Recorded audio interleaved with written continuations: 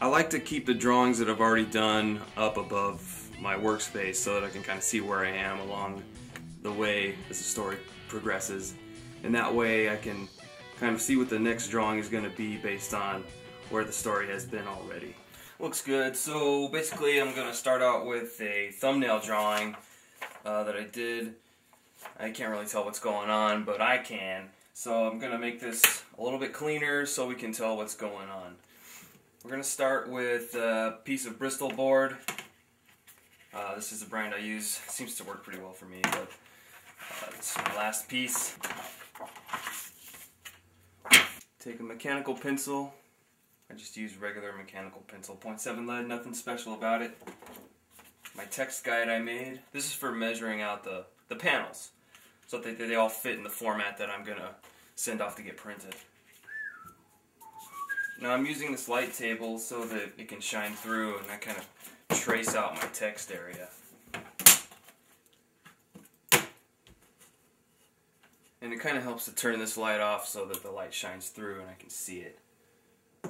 So next I'm going to kind of estimate where the panels are. I've got two askew ones up here. These lines are going to be at an angle, and then I've got two panels down here. So I'm going to kind of estimate where the panel border is going to be drawn.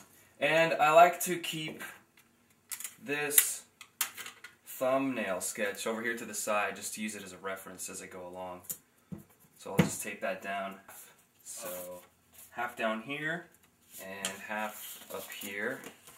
And it doesn't have to be precise. And then I will kind of guess where these two angled lines are going to be. Probably about right here and right here. And I'm going to do the margins. Now I did a little bit of math and figured out that if I wanted an 1/8 inch margin, whenever the final product came out, I was going to need to do 0.1875 inches. Anyways, it's boring. Okay.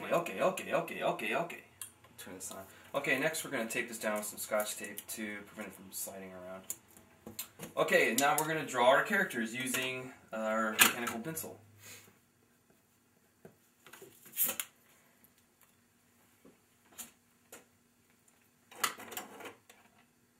Alright, so now it's come time to ink in the panel borders, and with that I just use a regular Sharpie. It's probably not recommended, you know, but it works for me, so I just stick with it, what works for me, which is probably the best.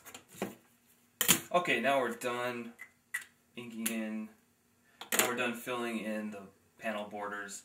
Next we're going to ink it. Now I use Super Black India ink.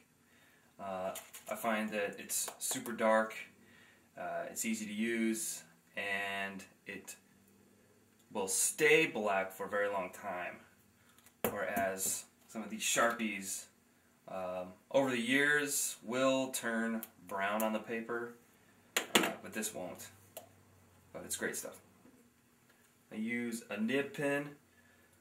These are pretty cheap at art stores, and I found they work pretty well.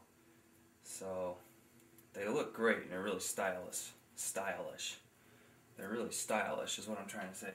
Alright, so what we're going to do next is erase all the pencil lines so that all that is left are the ink lines.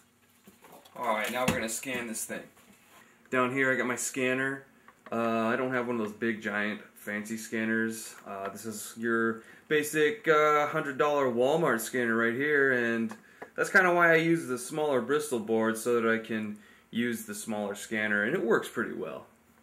The drawing goes, of course, face down, and I make sure I got all the eraser dirt off of it. Stick it up there in the corner like that.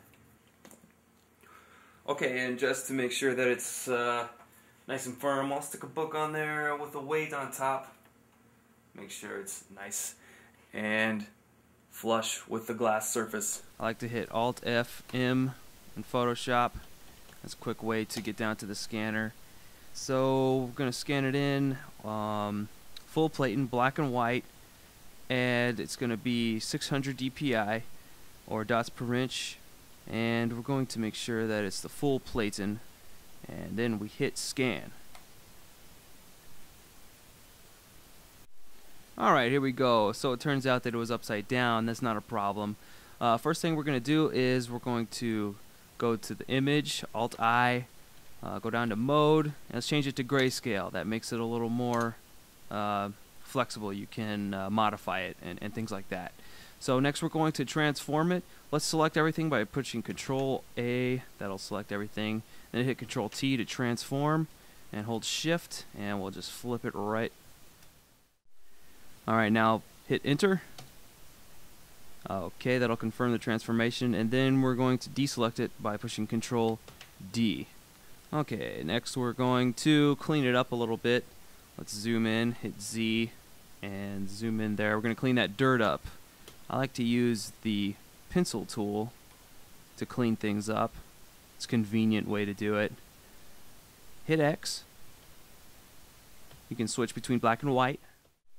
Of course, we want white to clean it up. It'll behave as an eraser. This is for black and white. There's some ugly dirt there. Let's clean that up. You can pay attention to this whenever you're doing the comic. That way, you don't have to do so much in Photoshop.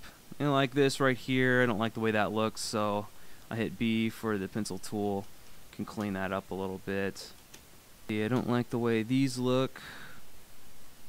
So you can kind of pay attention to this kind of stuff whenever you're doing the drawing. That way you don't have to do so much cleaning up in Photoshop. And that's what the pros do.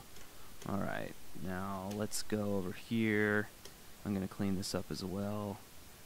You can hold Shift to make a line, a straight line. That way you don't have to keep holding down the button.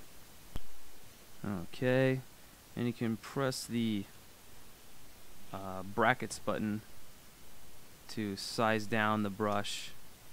And what I'm going to do next is I'm going to fill in this region with black. I'm push G for the paint bucket, fill that in, and we also need to fill in Lame Bird's mouth here, and this giant foot, and this guy right here. So as you can see, that wasn't quite filled in. So push Control Z to go back, and let's find out where that open region is. Looks like it might be around here. Here we go. Alright, so let's go to the brush tool, and we can fill that in with black. Zoom back out, and then we'll fill it in. X. Change it for the bucket tool. Alright, that's better. Looks like we got a few things to clean up over here. B for the brush tool, X for white, and Shift, hold Shift, and I'll just make it a straight line. Okay, that looks a little better. Let's zoom out, and everything looks decent. Looks like there's a little bit of dirt here. Now let's fix that. B for pencil. Hold down Shift. You can hit G, and we can fill that in. So you can see that there's a lot of flexibility here. It's basically a way to clean it up with Photoshop, and in the end it looks pretty good. Let's save it. Hit Alt FA, and let's save it as a TIFF. T for TIFF. Okay, now we got it in the right spot. Save it.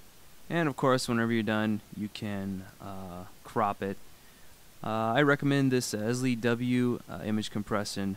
That's lossless. You're not going to lose any information whenever you save it. So this is the best format for black and white comics. And that concludes the tutorial on how to do a comic page from start to finish. Hope you enjoyed it. Goodbye.